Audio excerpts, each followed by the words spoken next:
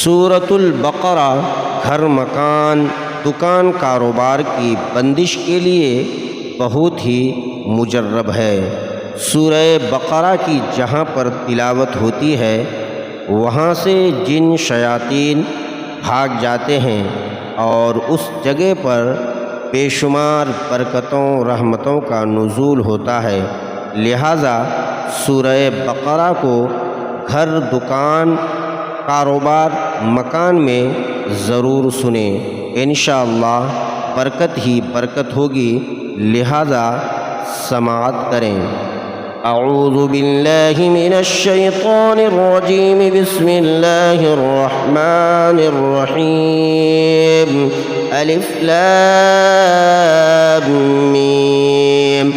ज़ालिकल किताबु ला रैब फ़ीहि हुदल लिलमुत्तक़ीन अल्लज़ीना युमिनूना बिलग़ैबि व युक़ीमूनस सलाता व मिम्मा रज़क़नाहुम युनफ़िक़ून वल्लज़ीन युमिनूना बिमा उन्ज़िला इलैक व मा उन्ज़िला मिन क़ब्लिक व बिल आख़िरति हुम युक़िनून उलाइका अला हुदन मिन रब्बिहिम व उलाइका हुमुल मुफ़्लिहून। इन्नल्लज़ीना कफ़रू सवाउन अलैहिम अअन्ज़रतहुम अम लम तुन्ज़िरहुम ला युमिनून। ख़तमल्लाहु अला क़ुलूबिहिम व अला समइहिम व अला अबसारिहिम गिशावतुन व लहुम अज़ाबुन अज़ीम। व मिनन नासि मन यक़ूलु आमन्ना बिल्लाहि व बिल-यौमिल आख़िरि व मा हुम बिमुमिनीन। युख़ादिऊन अल्लाह वल्लज़ीना आमनू व मा यख़दऊन इल्ला अन्फुसहुम व मा यशऊरून। फ़ी क़ुलूबिहिम मरदुन फ़ज़ादहुमुल्लाहु मरदा व लहुम अज़ाबुन अलीमुन बिमा कानू यकज़िबून। व इज़ा क़ील लहुम ला तुफ़्सिदू फ़िल अर्दि क़ालू इन्नमा नहनु मुस्लिहून। अला इन्नहुम हुमुल मुफ़्सिदून वलाकिन ला यशऊरून। व इज़ा क़ील लहुम आमिनू कमा आमन अन्नास क़ालू अनु'मिनु कमा आमन अस्सुफ़हाअ अला इन्नहुम हुमुस-सुफ़हाअ वलाकिन ला यअलमून। وإذا لقوا الذين آمنوا قالوا آمنا وإذا خلوا إلى شياطينهم قالوا إنا معكم إنما نحن مستهزئون. الله يستهزئ بهم ويمدهم في طغيانهم يعمهون. أولئك الذين اشتروا الضلالة بالهدى فما ربحت تجارتهم وما كانوا مهتدين. مثلهم كمثل الذي استوقد نارا فلما أضاءت ما حوله ذهب الله بنورهم وتركهم في ظلمات لا يبصرون. صم بكم عمي فهم لا يرجعون. أو كصيب من السماء فيه ظلمات ورعد وبرق يجعلون أصابعهم في آذانهم من الصواعق حذر الموت والله محيط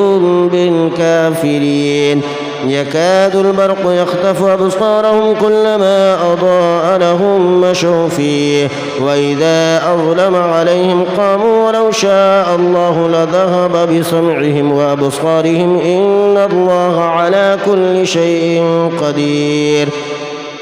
يا أيها الناس اعبدوا ربكم الذي خلقكم والذين من قبلكم لعلكم تتقون. الذي جعل لكم الأرض فراشا والسماء بناء وأنزل من السماء ماء فأخرج به من الثمرات رزقا لكم فلا تجعلوا لله أندادا وأنتم تعلمون. وإن كنتم في ريب مما نزلنا على عبدنا فأتوا بسورة من مثله وادعوا شهداءكم من دون الله إن كنتم صادقين. فإن لم تفعلوا ولن تفعلوا فاتقوا النار التي وقودها الناس والحجارة أعدت للكافرين. وبشر الذين آمنوا وعملوا الصالحات أن لهم جنات تجري من تحتها الأنهار كلما رزقوا منها من ثمرة رزقا قالوا هذا الذي رزقنا من قبل وأوتوا به متشابها ولهم فيها أزواج مطهرة وهم فيها خالدون إن الله لا يستحيي أن يضرب مثلا ما بعوضة فما فوقها فأما الذين آمنوا فيعلمون أنه الحق من ربهم وأما الذين كفروا فيقولون ماذا أراد الله بهذا مثلا يضل به كثيرا ويهدي به كثيرا وما يضل به إلا الفاسقين الذين ينقضون عهد الله من بعد ميثاقه ويقطعون ما أمر الله به أن يوصل ويفسدون في الأرض أولئك هم الخاسرون كيف تكفرون بالله وكنتم أمواتا فأحياكم ثم يميتكم ثم يحييكم ثم إليه ترجعون هو الذي خلق لكم ما في الأرض جميعا ثم استوى إلى السماء فسواهن 7 سماوات وهو بكل شيء عليم وإذ قال ربك للملائكة إني جاعل في الأرض خليفة قالوا أتجعل فيها من يفسد فيها ويسفك الدماء ونحن نسبح بحمدك ونقدس لك قال إني أعلم ما لا تعلمون وعلم آدم الأسماء كلها ثم عرضهم على الملائكة فقال أنبئوني بأسماء هؤلاء إن كنتم صادقين قالوا سبحانك لا علم لنا إلا ما علمتنا إنك أنت العليم الحكيم قال يا آدم أنبئهم بأسمائهم فلما أنبأهم بأسمائهم قال ألم أقل لكم إني أعلم غيب السماوات والأرض وأعلم ما تبدون وما كنتم تكتمون وإذ قلنا للملائكة اسجدوا لآدم فسجدوا إلا إبليس أبى واستكبر وكان من الكافرين وقلنا يا آدم اسكن أنت وزوجك الجنة وكلا منها رغدا حيث شئتما ولا تقربا هذه الشجرة فتكونا من الظالمين فأزلهما الشيطان عنها فأخرجهما مما كان فيه وقلنا اهبطوا بعضكم لبعض عدو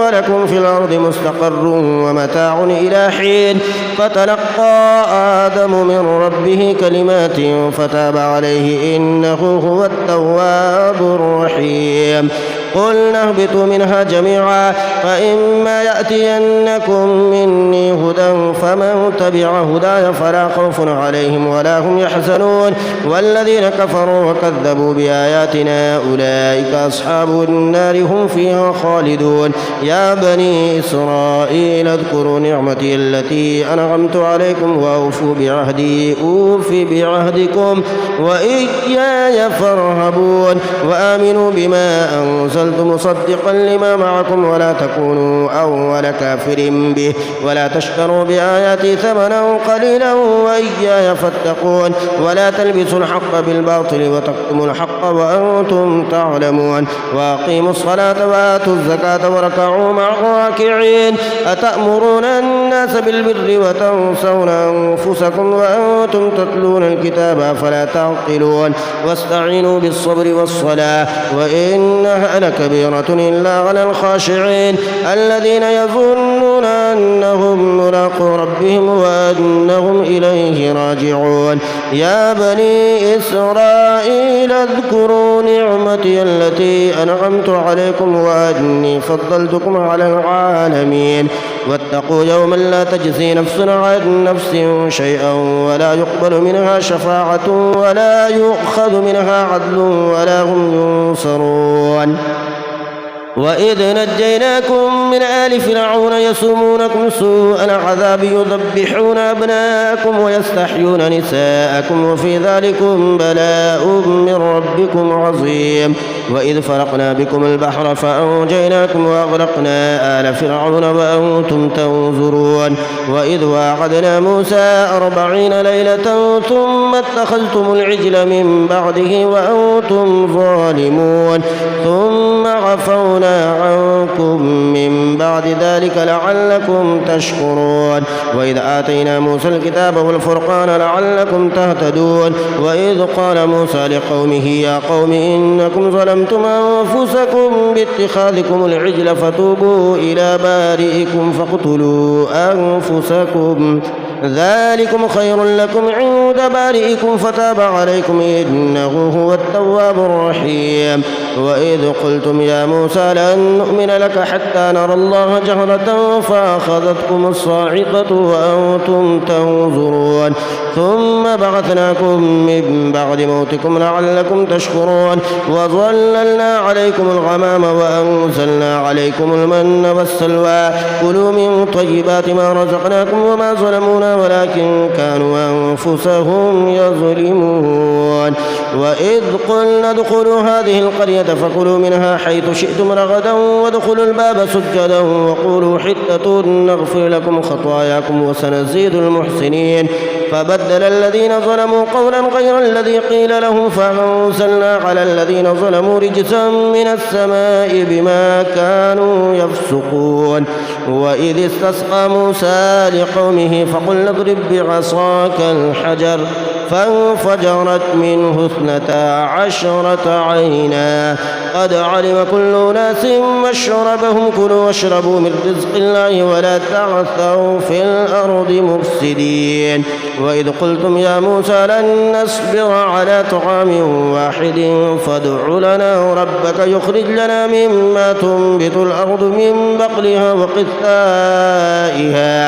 وقثائها وفومها وعدسها وبصلها قال تستبدلون الذي هو أدنى بالذي هو خير اهبطوا مصرا فإن لكم ما سألتم وضربت عليهم الذلة والمسكنة وباءوا بغضب من الله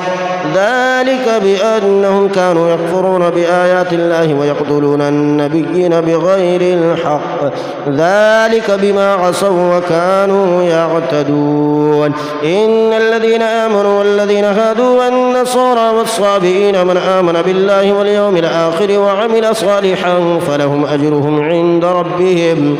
ولا خوف عليهم ولا هم يحزنون وإذا أخذنا ميثاقكم ورفعنا فوقكم الطور خذوا ما آتيناكم بقوة واذكروا ما فيه لعلكم تتقون ثم توليتم من بعد ذلك فلولا فضل الله عليكم ورحمته لكنتم من الخاسرين ولقد علمتم الذين اعتدوا منكم في السبت فقلنا لهم كونوا قردة خاسئين فجعلناها نكالا لما بين يديها وما خلفها وموعظة للمتقين وإذ قال موسى لقومه إن الله يأمركم أن تذبحوا بقرة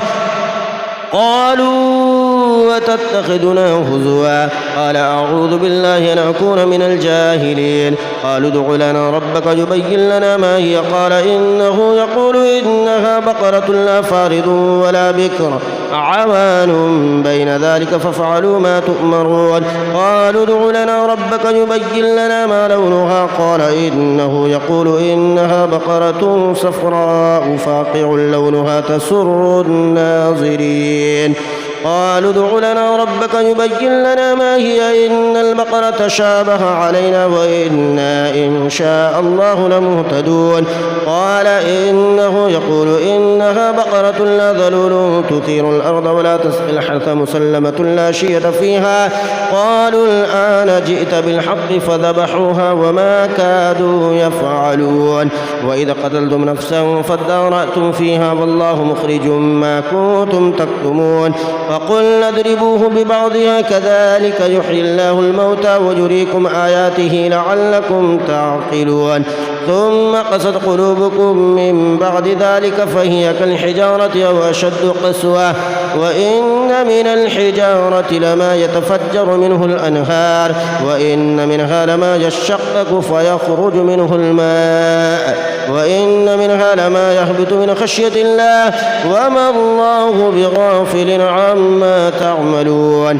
أفتطمعون أن يؤمنوا لكم وقد كان فريق منهم يسمعون كلام الله ثم يحرفونه من بعد ما قالوه وهم يعلمون وإذا لقوا الذين آمنوا قالوا آمنا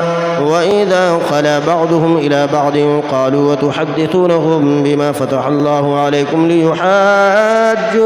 به عند ربكم أفلا تعقلون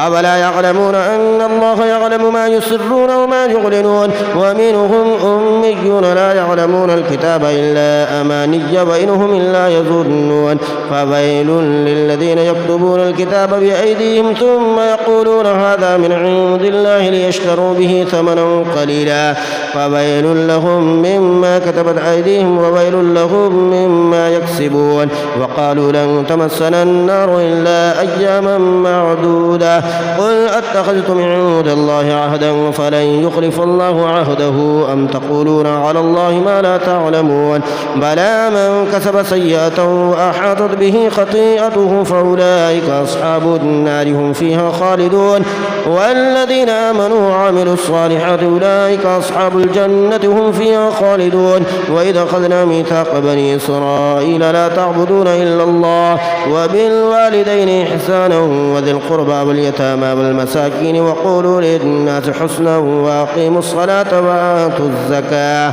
ثم توليتم إلا قليلا منكم وأنتم معرضون وإذا أخذنا ميثاقكم لا تسفكون دماءكم ولا تخرجون أنفسكم من دياركم ثم أقررتم وأنتم تشهدون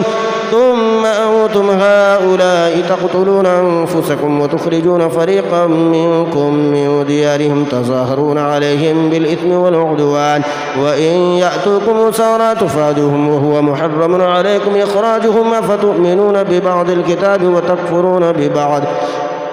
فما جزاء من يفعل ذلك منكم إلا خزي في الحياة الدنيا ويوم القيامة يردون إلى أشد العذاب وما الله بغافل عما تعملون أولئك الذين اشتروا الحياة الدنيا بالآخرة فلا يخفف عنهم العذاب ولا هم ينصرون ولقد آتينا موسى الكتاب وقفينا من بعده بالرسل وآتينا عيسى ابن مريم البينات وأيدناه بروح القدس أفكلما جاءكم رسول بما لا تهوى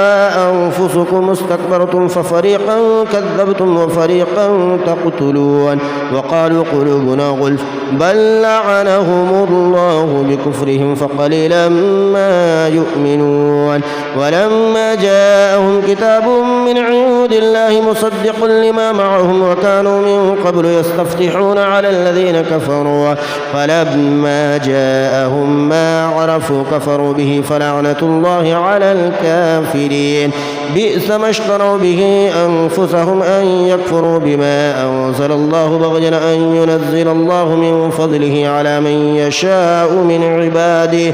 فباءوا بغضب على غضب وللكافرين عذاب مهين وإذا قيل لهم آمنوا بما أنزل الله قالوا نؤمن بما أنزل علينا ويكفرون بما وراءه وهو الحق مصدقا لما معهم قل فلم تقتلون أنبياء الله من قبل إن كنتم مؤمنين ولقد جاءكم موسى بالبينات ثم اتخذتم العجل من بعده وأنتم ظالمون وإذا أخذنا ميثاقكم ورفعنا فوقكم الطور خذوا ما آتيناكم بقوة واسمعوا قالوا سمعنا وعصينا وأشربوا في قلوبهم العجل بكفرهم قل بئس ما يأمركم به إيمانكم إن كنتم مؤمنين قل إن كانت لكم الدار الآخرة عند الله خالصة من دون الناس فتمنوا الموت إن كنتم صادقين ولن يتمنوه أبدا بما قدمت أيديهم والله عليم بالظالمين ولتجدنهم أحرص الناس على حياة ومن الذين أشركوا يود أحدهم لو يعمر 1000 سنة وما هو بمزحزحه من العذاب أن يعمر والله بصير بما يعملون قل من كان عدوا لجبريل فإنه نزله على قلبك بإذن الله مصدقا لما بين يديه وهدى وبشرى للمؤمنين. من كان عدوا لله وملائكته ورسله وجبريل وميكال فإن الله عدو للكافرين. ولقد أنزلنا إليك آيات بينات وما يكفر بها إلا الفاسقون. أفكلما عاهدوا عهدا نبذه فريق منهم بل أكثرهم لا يؤمنون. ولما جاءهم رسول من عند الله مصدق لما معهم نبذ فريق من الذين أوتوا كتاب الله وراء ظهورهم كأنهم لا يعلمون. واتبعوا ما تتلو الشياطين على ملك سليمان وما كفر سليمان ولكن الشياطين كفروا يعلمون الناس السحر وما أنزل على الملكين ببابل هاروت وماروت وما يعلمان من أحد حتى يقولا إنما نحن فتنة فلا تكفر فيتعلمون منهما ما يفرقون به بين المرء وزوجه وما هم بضارين به من أحد إلا بإذن الله ويتعلمون ما يضرهم ولا ينفعهم. ولقد علموا لمن اشتراه ما له في الآخرة من خلاق ولبئس ما شروا به أنفسهم لو كانوا يعلمون. ولو أنهم آمنوا واتقوا لمثوبة من عند الله خير لو كانوا يعلمون. يا أيها الذين آمنوا لا تقولوا راعنا وقولوا انظرنا واسمعوا وللكافرين عذاب أليم. ما يود الذين كفروا من أهل الكتاب ولا المشركين أن ينزل عليكم من خير من ربكم والله يختص برحمته من يشاء والله ذو الفضل العظيم. ما ننسخ من آية أو ننسخها نأتي بخير منها أو مثلها. ألم تعلم أن الله على كل شيء قدير. ألم تعلم أن الله له ملك السماوات والأرض وما لكم من دون الله من ولي ولا نصير. أم تريدون أن تسألوا رسولكم كما سئل موسى من قبل ومن يتبدل الكفر بالإيمان فقد ضل سواء السبيل. ود كثير من أهل الكتاب لو يردونكم من بعد إيمانكم كفارا حسدا من عند أنفسهم من بعد ما تبين لهم الحق فاعفوا واصفحوا حتى يأتي الله بأمره إن الله على كل شيء قدير. وأقيموا الصلاة وآتوا الزكاة وما تقدموا لأنفسكم من خير تجدوه عند الله إن الله بما تعملون بصير. وقالوا لن يدخل الجنة إلا من كان هودا أو نصارى تلك أمانيهم قل هاتوا برهانكم إن كنتم صادقين. بلى من أسلم وجهه لله وهو محسن فله أجره عند ربه ولا خوف عليهم ولا هم يحزنون. وقالت اليهود ليست النصارى على شيء وقالت النصارى ليست اليهود على شيء وهم يتلون الكتاب كذلك قال الذين لا يعلمون مثل قولهم فالله يحكم بينهم يوم القيامة فيما كانوا فيه يختلفون. ومن أظلم ممن منع مساجد الله أن يذكر فيها اسمه وسعى في خرابها أولئك ما كان لهم أن يدخلوها إلا خائفين لهم في الدنيا خزي ولهم في الآخرة عذاب عظيم. ولله المشرق والمغرب فأينما تولوا فثم وجه الله إن الله واسع عليم. وقالوا اتخذ الله ولدا سبحانه بل له ما في السماوات والأرض كل له قانتون بديع السماوات والأرض وإذا قضى أمرا فإنما يقول له كن فيكون. وقال الذين لا يعلمون لولا يكلمنا الله أو تأتينا آية كذلك قال الذين من قبلهم مثل قولهم تشابهت قلوبهم قد بينا الآيات لقوم يوقنون. إنا أرسلناك بالحق بشيرا ونذيرا ولا تسأل عن أصحاب الجحيم ولن ترضى عنك اليهود ولا النصارى حتى تتبع ملتهم قل إن هدى الله هو الهدى ولئن اتبعت أهواءهم بعد الذي جاءك من العلم ما لك من الله من ولي ولا نصير. الذين آتيناهم الكتاب يتلونه حق تلاوته أولئك يؤمنون به ومن يكفر به فأولئك هم الخاسرون يا بني إسرائيل اذكروا نعمتي التي أنعمت عليكم وأني فضلتكم على العالمين واتقوا يوما لا تجزي نفس عن نفس شيئا ولا يقبل منها عدل ولا تنفعها شفاعة ولا هم ينصرون وإذ ابتلى إبراهيم ربه بكلمات فأتمهن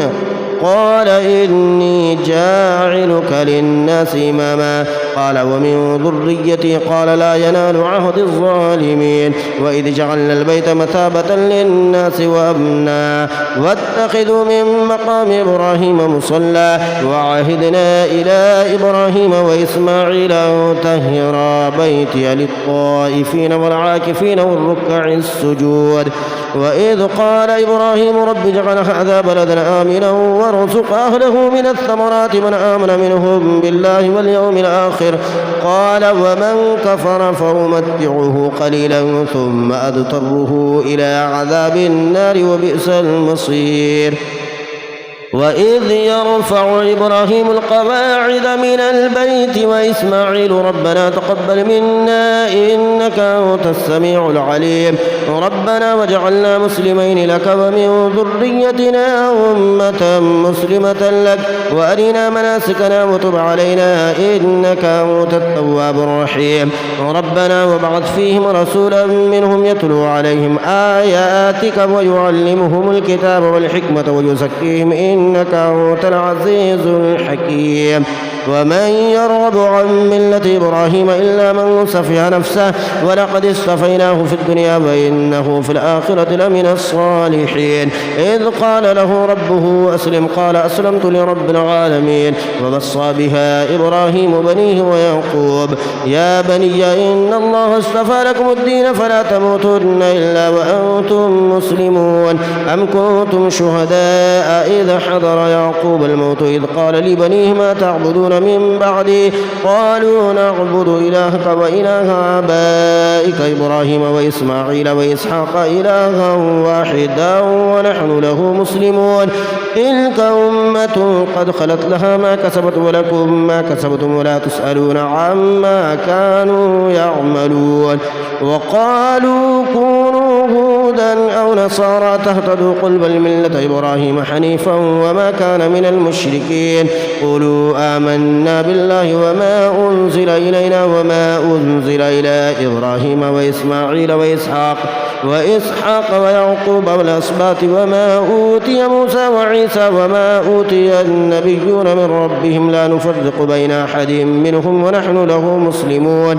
فإن آمنوا بمثل ما آمنتم به فقد اهتدوا وإن تولوا فإنما هم في شقاق فسيكفيكهم الله وهو السميع العليم صبغة الله ومن أحسن من الله صبغة ونحن له عابدون قل أتحاجوننا في الله وهو ربنا وربكم ولنا أعمالنا ولكم أعمالكم ونحن له مخلصون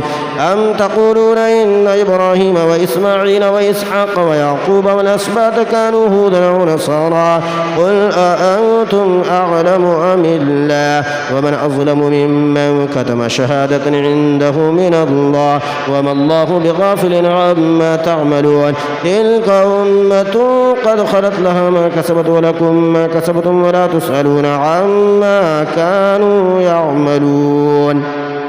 سيقول السفهاء من الناس ما ولاهم عن قبلتهم التي كانوا عليها قل لله المشرق والمغرب يهدي من يشاء إلى صراط مستقيم وكذلك جعلناكم أمة وسطا لتكونوا شهداء على الناس ويكون الرسول عليكم شهيدا وما جعلنا القبلة التي كنت عليها إلا لنعلم من يتبع الرسول ممن ينقلب على عقبيه وإن كانت لك كبيرة إلا على الذين هدى الله وما كان الله ليضيع إيمانكم إن الله بالناس لرؤوف رحيم قد نرى تقلب وجهك في السماء فلنولينك قبلة ترضاها فول وجهك شطر المسجد الحرام وحيث ما كنتم فولوا وجوهكم شطره وإن الذين أوتوا الكتاب ليعلمون أنه الحق من ربهم وما الله بغافل عما يعملون ولئن أتيت الذين أوتوا الكتاب بكل آية ما تبعوا قبلتك وما أنت بتابع قبلتهم وما بعضهم بتابع قبلة بعض ولئن اتبعت أهواءهم من بعد ما جاءك من العلم إنك إذا لمن الظالمين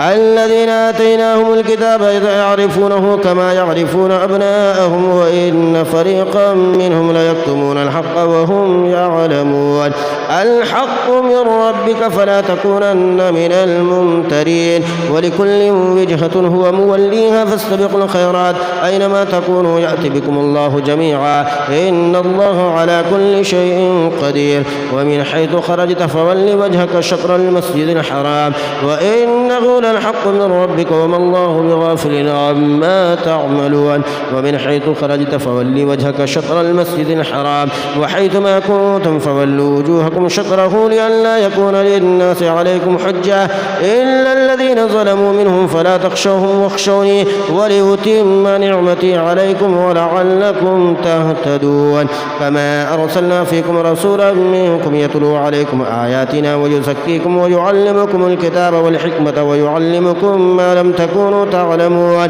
فاذكروني أذكركم واشكروا لي ولا تكفرون يا أيها الذين آمنوا استعينوا بالصبر والصلاة إن الله مع الصابرين ولا تقولوا لمن يقتل في سبيل الله أموات بل أحياء ولكن لا تشعرون ولنبلونكم بشيء من الخوف والجوع ونقص من الأموال والأنفس والثمرات وبشر الصابرين الذين إذا أصابتهم مصيبة قالوا إنا لله وإنا إليه راجعون أولئك عليهم صلوات من ربهم ورحمة وأولئك هم المهتدون إن الصفا والمروة من شعائر الله فمن حج البيت أو اعتمر فلا جناح عليه أن يطوف بهما ومن تطوع خيرا فإن الله شاكر عليم إن الذين يكتمون ما أنزلنا من البينات والهدى من بعد ما بيناه للناس في الكتاب أولئك يلعنهم الله ويلعنهم اللاعنون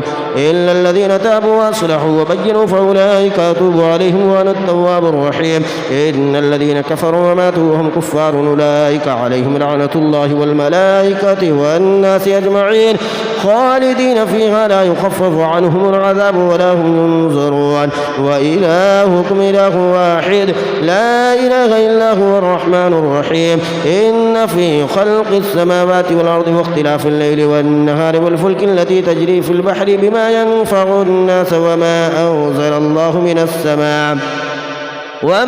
أنزل الله من السماء من ماء فأحيا به الأرض بعد موتها وبث فيها من كل دابة وتصريف الرياح والسحاب المسخر بين السماء والأرض لآيات لقوم يعقلون ومن الناس من يتخذ من دون الله أندادا يحبونهم كحب الله والذين آمنوا أشد حبا لله ولو يرى الذين ظلموا إذ يرون العذاب أن القوة لله جميعا وأن الله شديد العذاب إذ تبرأ الذين اتبعوا من الذين اتبعوا ورأوا العذاب وتقطعت بهم الأسباب وقال الذين اتبعوا لو أن لنا كرة فنتبرأ منهم كما تبرأوا منا كذلك يريهم الله أعمالهم حسرات عليهم وما هم بخارجين من النار يا أيها الناس كلوا مما في الأرض حلالا طيبا ولا تتبعوا خطوات الشيطان إنه لكم عدو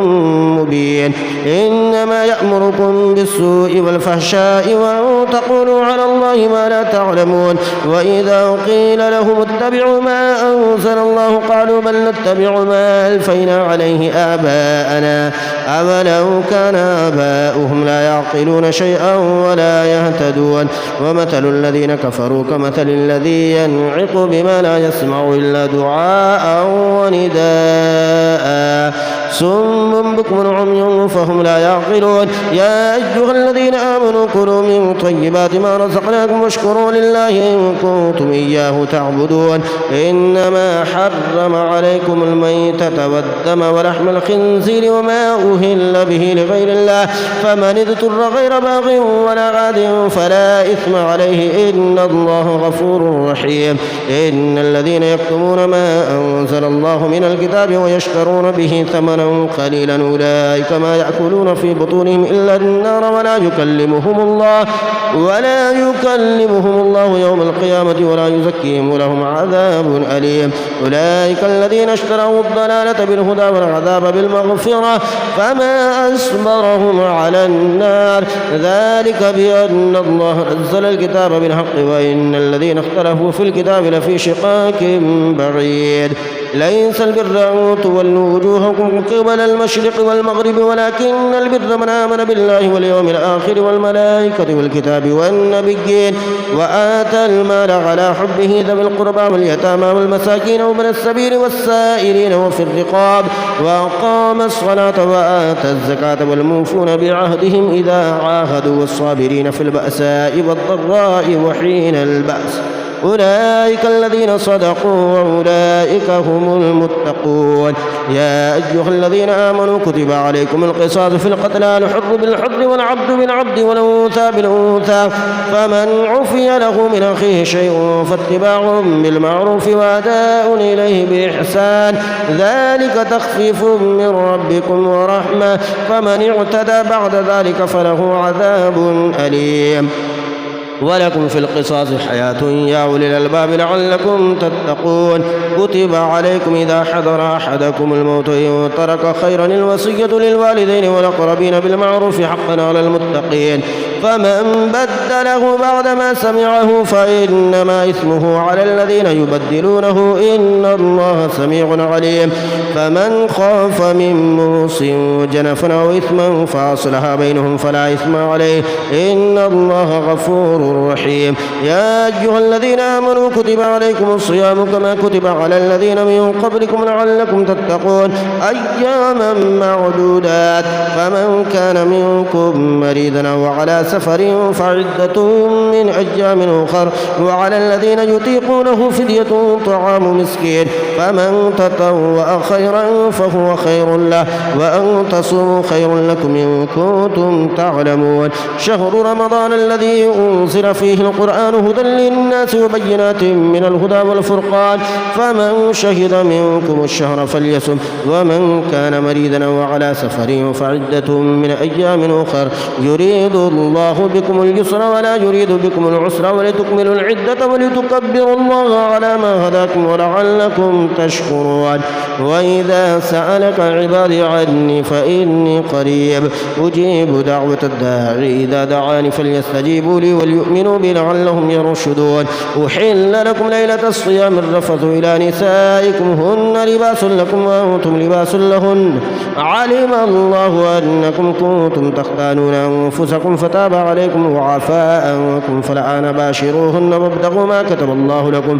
وكلوا واشربوا حتى يتبين لكم الخيط الأبيض من الخيط الأسود من الفجر ثم أتموا الصيام إلى الليل ولا تباشروهن وأنتم عاكفون في المساجد تلك حدود الله فلا تقربوها كذلك يبين الله آياته للناس لعلهم يتقون ولا تأكلوا أموالكم بينكم بالباطل وتدلوا بها إلى الحكام لتأكلوا فريقا من أموال الناس بالإثم وأنتم تعلمون يسألونك عن الأهلة قل هي مواقيت للناس والحج وليس البر بأن تأتوا البيوت من ظهورها ولكن البر من اتقى وأتوا البيوت من أبوابها واتقوا الله لعلكم تفلحون وقاتلوا في سبيل الله الذين يقاتلونكم ولا تعتدوا إن الله لا يحب المعتدين واقتلوهم حيث ثقفتموهم وأخرجوهم من حيث أخرجوكم والفتنة أشد من القتل ولا تقاتلوهم عند المسجد الحرام حتى يقاتلوكم فيه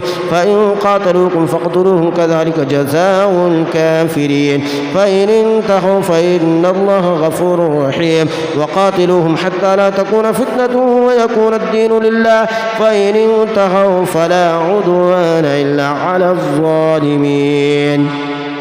الشهر الحرام بالشهر الحرام والحرمات قصاص فمن اعتدى عليكم فاعتدوا عليه بمثل ما اعتدى عليكم واتقوا الله واعلموا أن الله مع المتقين وأنفقوا في سبيل الله ولا تلقوا بأيديكم إلى التهلكة وأحسنوا إن الله يحب المحسنين وأتموا الحج والعمرة لله فإن أحصرتم فما استيسر من الهدي ولا تحلقوا رؤوسكم حتى يبلغ الهدي محله فمن كان منكم مريضا أو به أذى من رأسه ففدية من صيام أو صدقة أو نسك فإذا أمنتم فمن تمتع بالعمرة إلى الحج فما استيسر من الهدي فمن لم يجد فصيام 3 أيام في الحج و7 إذا رجعتم تلك 10 كاملة ذلك لمن لم يكن أهله حاضر المسجد الحرام واتقوا الله واعلموا أن الله شديد العقاب الحج أشهر معلومات فمن فرض فيهن الحج فلا رفث ولا فسوق ولا جدال في الحج وما تفعلوا من خير يعلمه الله وتزودوا فإن خير الزاد التقوى واتقون يا أولي الألباب ليس عليكم جناح أن تبتغوا فضلا من ربكم فإذا فضتم من عرفات فاذكروا الله عند المشعر الحرام واذكروه كما هداكم وإن كنتم من قبله لمن الضالين ثم أفيضوا من حيث أفاد الناس واستغفروا الله إن الله غفور رحيم فإذا قضيتم مناسككم فاذكروا الله كذكركم آباءكم وشد ذكرا فمن الناس من يقول ربنا آتنا في الدنيا وما له في الآخرة من خلاق ومنهم من يقول ربنا آتنا في الدنيا حسنة وفي الآخرة حسنة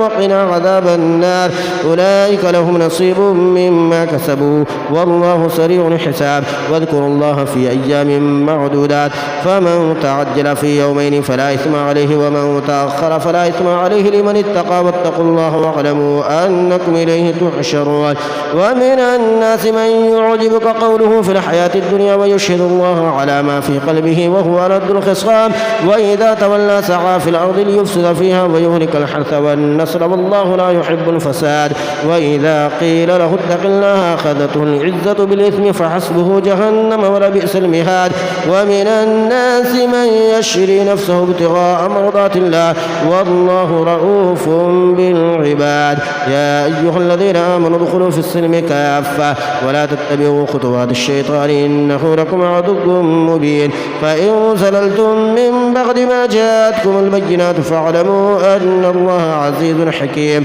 هل ينظرون إلا أن يأتيهم الله في ظلل من الغمام والملائكة وقضي الأمر وإلى الله ترجع الأمور سل بني إسرائيل كما آتيناهم من آية بينة ومن يبدل نعمة الله من بعد ما جاءته فإن الله شديد العقاب زين للذين كفروا الحياة الدنيا ويسخرون من الذين آمنوا والذين اتقوا فوقهم يوم القيامة والله يرزق من يشاء بغير حساب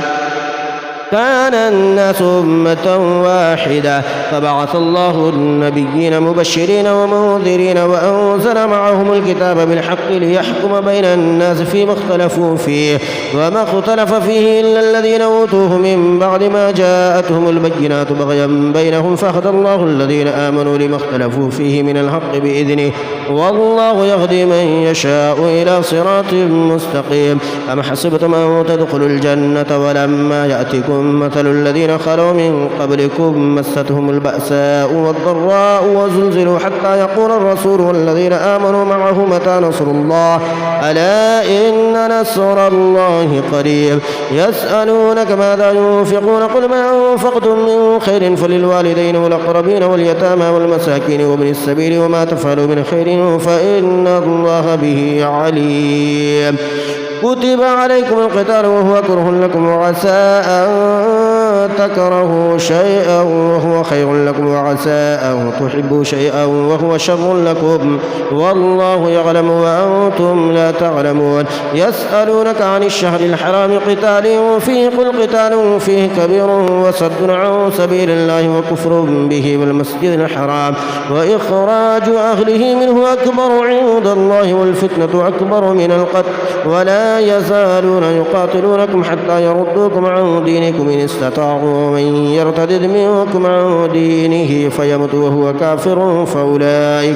فأولئك حبطت أعمالهم في الدنيا والآخرة وأولئك أصحاب النار هم فيها خالدون إن الذين آمنوا والذين هاجروا وجاهدوا في سبيل الله أولئك يرجون رحمة الله والله غفور رحيم يسألونك عن الخمر والميسر قل فيهما إثم كبير ومنافع للناس وإثمهما أكبر من نفعهما ويسألونك ماذا ينفقون قل العفو كذلك يبين الله لكم الآيات لعلكم تتفكرون في الدنيا والآخرة ويسألونك عن اليتامى قل إصلاح لهم خير وإن تخالطوهم فإخوانكم والله يعلم المفسد من المصلح ولو شاء الله لأعنتكم إن الله عزيز حكيم ولا تنكحوا المشركات حتى يؤمن ولأمة مؤمنة خير من مشركة ولو أعجبتكم ولا تنكحوا المشركين حتى يؤمنوا ولعبد مؤمن خير من مشرك ولو أعجبكم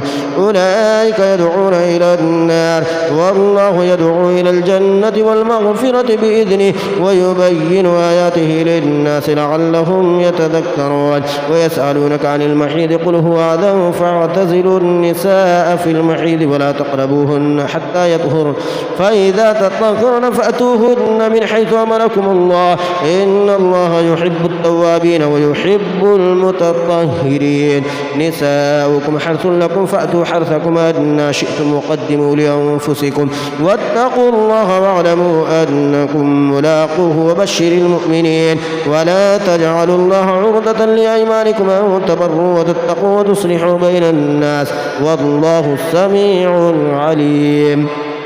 لا يؤاخذكم الله باللغو في أيمانكم ولكن يؤاخذكم بما كسبت قلوبكم والله غفور حليم للذين يؤلون من نسائهم تربص 4 أشهر فإن فاءوا فإن الله غفور رحيم وإن عزموا الطلاق فإن الله سميع عليم والمطلقات يتربصن بأنفسهن 3 قروء ولا يحل لهن أن يكتمن ما خلق الله في رحامهن إن كن يؤمن بالله واليوم الآخر وبعولتهن حق بردهن في ذلك إن أرادوا إصلاحا ولهن مثل الذي عليهن بالمعروف وللرجال عليهن درجة والله عزيز حكيم الطلاق 2 فإمساكم بمعروف أو تسريح بإحسان ولا يحل لكم أن تأخذوا مما آتيتموهن شيئا إلا أن يخافا ألا يقيم حدود الله فإن خفتم أن لا يقيم حدود الله فلا جناح عليهما فيما افتدت به تلك حدود الله فلا تعتدوها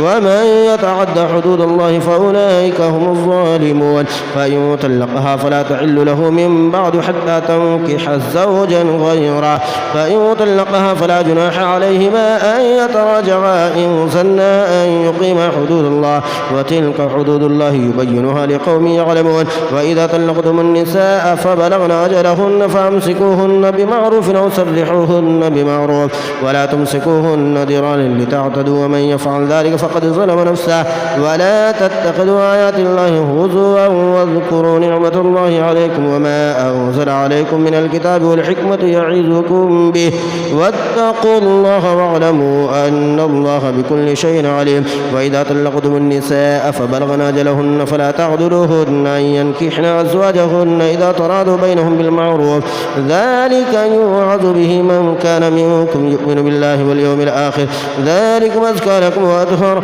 والله يعلم وأنتم لا تعلمون. والوالدات يرضعن أولادهن حولين كاملين لمن أراد أن يتم الرضاعة وعلى المولود له رزقهن وكسوتهن بالمعروف لا تكلف نفس إلا وسعها لا تضار والدة بولدها ولا مولود له بولده وعلى الوارث مثل ذلك فإن أرادا فصالا أو تراض منهما وتشاور فلا جناح عليهما وإن أردتم أن تسترضعوا أولادكم فلا جناح عليكم إذا سلمتم ما آتيتم بالمعروف واتقوا الله واعلموا أن الله بما تعملون بصير. والذين يتوفون منكم ويذرون أزواجا يتربصن بأنفسهن 4 أشهر و10 فإذا بلغن أجلهن فلا جناح عليكم فيما فعلن في أنفسهن بالمعروف والله بما تعملون خبير. ولا جناح عليكم فيما عرضتم به من خطبة النساء أو أكننتم في أنفسكم علم الله أنكم ستذكرونهن ولكن لا تواعدوهن سرا إلا أن تقولوا قولا معروفا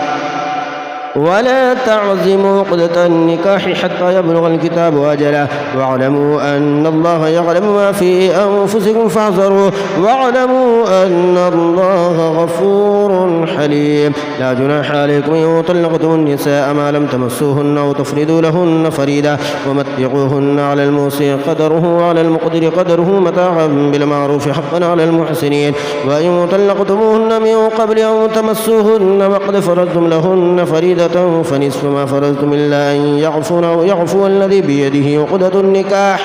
وأن تعفوا أقرب للتقوى ولا تنسوا الفضل بينكم إن الله بما تعملون بصير. حافظوا على الصلوات والصلاة الوسطى وقوموا لله قانتين. فإن خفتم فرجالا أو ركبانا فإذا أمنتم فاذكروا الله كما علمكم ما لم تكونوا تعلمون. والذين يتوفون منكم ويذرون أزواجا وصية لأزواجهم متاعا إلى الحول غير إخراج فإن خرجن فلا جناح عليكم فيما فعلن في أنفسهن من معروف والله عزيز حكيم. وللمطلقات متاع بالمعروف حقا على المتقين كذلك يبين الله لكم آياته لعلكم تعقلون. ألم تر إلى الذين خرجوا من ديارهم وهم ألوف حذر الموت فقال لهم الله موتوا ثم أحياهم إن الله لذو فضل على الناس ولكن أكثر الناس لا يشكرون. وقاتلوا في سبيل الله واعلموا أن الله سميع عليم. من ذا الذي يقرض الله قرضا حسنا فيضاعفه له أضعافا كثيرة والله يقبض ويبسط وإليه ترجعون. ألم تر إلى الملأ من بني إسرائيل من بعد موسى إذ قالوا لنبي له ابعث لنا ملكا نقاتل في سبيل الله قال هل عسيتم إن كتب عليكم القتال ألا تقاتلوا قالوا وما لنا ألا نقاتل في سبيل الله وقد أخرجنا من ديارنا وأبنائنا فلما كتب عليهم القتال تولوا إلا قليلا منهم والله عليم بالظالمين. وقال لهم نبيهم إن الله قد بعث لكم طالوت ملكا قالوا أنى يكون له الملك علينا ونحن أحق بالملك منه ولم يؤت سعة من المال قال إن الله اصطفاه عليكم وزاده بسطة في العلم والجسم والله يؤتي ملكه من يشاء والله واسع عليم. وقال لهم نبيهم إن آية ملكه أن يأتيكم التابوت فيه سكينة من ربكم وبقية مما ترك آل موسى وآل هارون تحمله الملائكة إن في ذلك لآية لكم إن كنتم مؤمنين. فلما فصل طالوت بالجنود قال إن الله مبتليكم بنهر فمن شرب منه فليس مني ومن لم يطعمه فإنه مني إلا من اغترف غرفة بيده فشربوا منه إلا قليلا منهم فلما جاوزه هو والذين آمنوا معه قالوا لا طاقة لنا اليوم بجالوت وجنوده قال الذين يظنون أنهم ملاقو الله كم من فئة قليلة غلبت فئة كثيرة بإذن الله والله مع الصابرين. ولما برزوا لجالوت وجنوده قالوا ربنا افرغ علينا صبرا وثبت أقدامنا وانصرنا على القوم الكافرين فهزموهم بإذن الله. وقتل داود جالوت وآتاه الله الملك والحكمة وعلمه مما يشاء ولولا دفع الله الناس بعدهم ببعض لفسدت الأرض ولكن الله ذو فضل على العالمين. تلك آيات الله نتلوها عليك بالحق وإنك لمن المرسلين. تلك الرسل فضلنا بعضهم على بعض منهم من كلم الله ورفع بعضهم درجات وآتينا عيسى ابن مريم البينات وأيدناه بروح القدس ولو شاء الله ما اقتتل الذين من بعدهم من بعد ما جاءتهم البينات ولكن اختلفوا فمنهم من آمن ومنهم من كفر ولو شاء الله ما اقتتلوا ولكن الله يفعل ما يريد. يا أيها الذين آمنوا أنفقوا مما رزقناكم من قبل أن يأتي يوم لا بيع فيه ولا خلة ولا شفاعة والكافرون هم الظالمون. الله لا إله إلا هو الحي القيوم لا تأخذه سنة ولا نوم له ما في السماوات وما في الأرض من ذا الذي يشفع عنده إلا بإذنه يعلم ما بين أيديهم وما خلفهم ولا يحيطون بشيء من علمه إلا بما شاء وسع كرسيه السماوات والأرض ولا يؤوده حفظهما وهو العلي العظيم. لا إكراه في الدين قد تبين الرشد من الغي فمن يكفر بالطاغوت ويؤمن بالله فقد استمسك بالعروة الوثقى لا انفصام لها والله سميع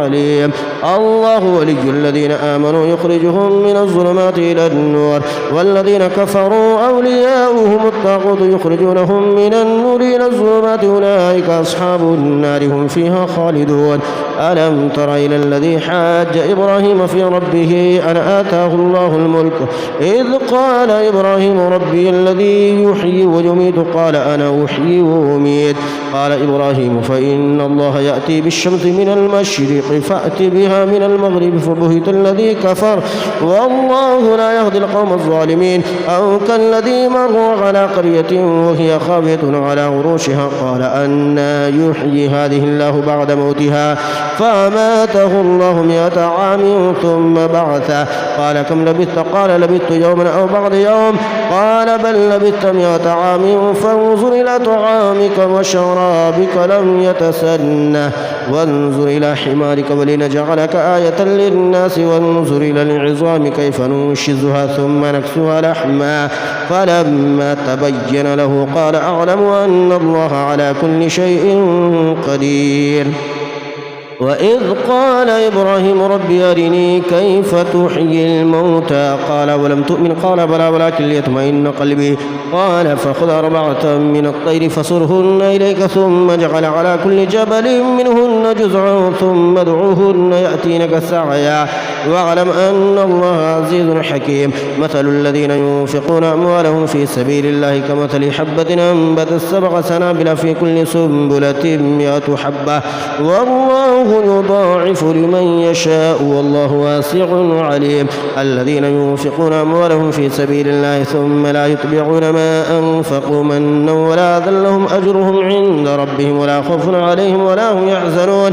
قول معروف ومغفرة خير من صدقة يتبعها عذاب والله غني حليم. يا أيها الذين آمنوا لا تبطلوا صدقاتكم بالمن والأذى كالذي ينفق ماله رئاء الناس ولا يؤمن بالله واليوم الآخر فمثله كمثل صفوان عليه تراب فأصابه وابل فتركه صلدا لا يقدرون على شيء مما كسبوا والله لا يهدي القوم الكافرين. ومثل الذين ينفقون أموالهم ابتغاء مرضات الله وتثبيتا من أنفسهم كمثل جنة بربوة أصابها وابل فآتت أكلها ضعفين فإن لم يصبها وابل فطل والله بما تعملون بصير. أيود أحدكم أن تكون له جنة من نخيل وأعناب تجري من تحتها الأنهار له فيها من كل الثمرات وأصابه الكبر وله ذرية ضعفاء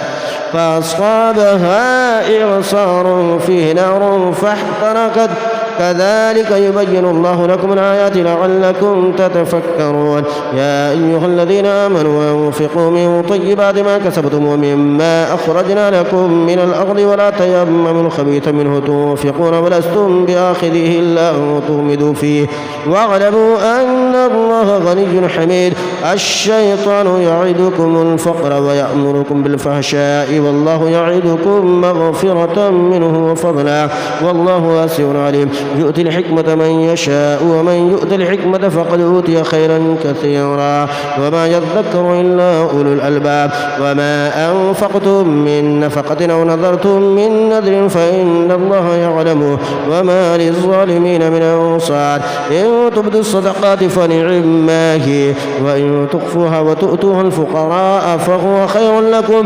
ويكفر عنكم من سيئاتكم والله بما تعملون خبير ليس عليك هداهم ولكن الله يهدي من يشاء وما تنفقوا من خير فلأنفسكم وما تنفقون إلا ابتغاء وجه الله وما تنفقوا من خير يوفى إليكم وأنتم لا تظلمون للفقراء الذين أحصروا في سبيل الله لا يستطيعون ضربا في الأرض يحسبهم الجاهل أغنياء من التعفف تعرفهم بسيماهم لا يسألون الناس إلحافا وما تنفقوا من خير فإن الله به عليم الذين ينفقون أموالهم بالليل والنهار سرا وعلانية فلهم أجرهم عند ربهم ولا خوف عليهم ولا هم يحزنون الذين يأكلون الربا لا يقومون إلا كما يقوم الذي يتخبطه الشيطان من المس ذلك بأنهم قالوا إنما البيع مثل الربا وأحل الله البيع وحرم الربا فمن جاءه موعظة من ربه فانتهى فله ما سلف وأمره إلى الله ومن عاد فأولئك أصحاب النار هم فيها خالدون يمحق الله الربا ويربي الصدقات والله لا يحب كل كفار أثيم إن الذين آمنوا وعملوا الصالحات وأقاموا الصلاة وآتوا الزكاة لهم أجرهم عند ربهم ولا خوف عليهم ولا هم يحزنون يا أيها الذين آمنوا اتقوا الله وذروا ما بقي من الربا إن كنتم مؤمنين فإن لم تفعلوا فأذنوا بحرب من الله ورسوله وإن تبتم فلكم رؤوس أموالكم لا تظلمون ولا تظلمون وإن كان ذو عسرة فنظرة إلى ميسرة وأن تصدقوا خير لكم إن كنتم تعلمون واتقوا يوما ترجعون فيه إلى الله ثم توفى كل نفس ما كسبت وهم لا يظلمون